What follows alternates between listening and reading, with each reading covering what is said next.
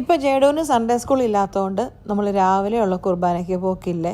അതല്ലേ പിന്നെ രാവിലെ 8:45 കുർബാനയ്ക്ക് പോകുമായിരുന്നു. ജേഡു സൺഡേ സ്കൂളിലും പോകും, നമ്മൾ കുർബാനയ്ക്കും പോകും. അത് കഴിഞ്ഞ് സൺഡേ സ്കൂളിൽ നിന്ന് ജേഡുവിനെയും പിക്ക് ചെയ്യും. അങ്ങനെയൊക്കെ ആയിരുന്നു റൊട്ടീൻ.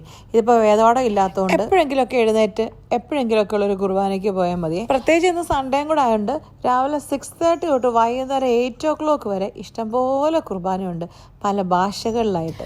അങ്ങനെ നമ്മൾ ചൂടൊക്കെ ഇച്ചിരി ആറിയിട്ട് വെയിലിൻ്റെ ശക്തിയൊക്കെ തണുത്തിട്ട് പോകാമെന്ന് വിചാരിച്ച് 4:30 പോയതാണ്. അത് തന്നെയൊന്നും അല്ല കേട്ടോ.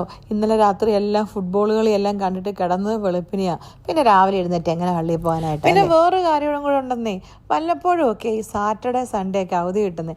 നേരത്തെ സൺഡേ ഇവന് വേദോടെ ഉള്ളതുകൊണ്ട് രാവിലെ കിടന്നുറങ്ങാൻ പറ്റില്ലായിരുന്നു. ഇപ്പം പിന്നെ ആ ഒരു പരിപാടി ഇല്ലാത്തത് കൊണ്ട് രാവിലെ നല്ല പോത്ത് പോലെ ബേഷാ കിടന്നങ്ങ് ഉറങ്ങി. എന്നിട്ട് എപ്പോഴോ എഴുന്നേറ്റ്. അങ്ങനെ ഞങ്ങൾ 3 പേരും കൂടെ നമ്മുടെ അടുത്തുള്ള സെൻറ്റ് ജോസഫ് കത്തീഡ്രലിൽ കുർബാന കൂടാൻ വേണ്ടിയിട്ട് പോയി. ശരിക്കും പറഞ്ഞാൽ എപ്പോഴും പള്ളിയിൽ ചെല്ലുമ്പോൾ ഞാനും ചേടും നേരത്തെ അങ്ങ് ചെല്ലുവേ.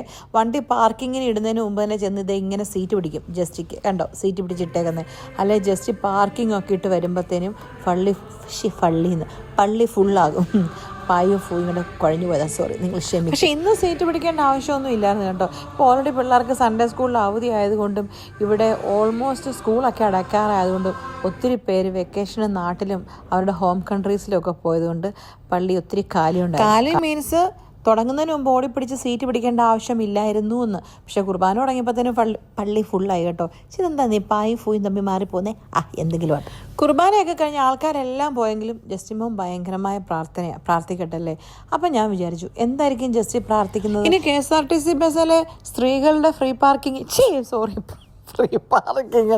ഫ്രീ ടിക്കറ്റ് ക്യാൻസലായി പോണേ ദൈവമേ എന്ന് വല്ല ആയിരിക്കുമോ പ്രാർത്ഥിക്കുന്നത്? അതായിരിക്കുമല്ലേ. അല്ലെങ്കിൽ ജസ്റ്റി അത്തരക്കാരനെ ജസ്റ്റി എന്നാലും ജസ്റ്റിക്ക് വേണ്ടി ആയിരിക്കുമല്ലോ പ്രാർത്ഥിക്കുന്നത്.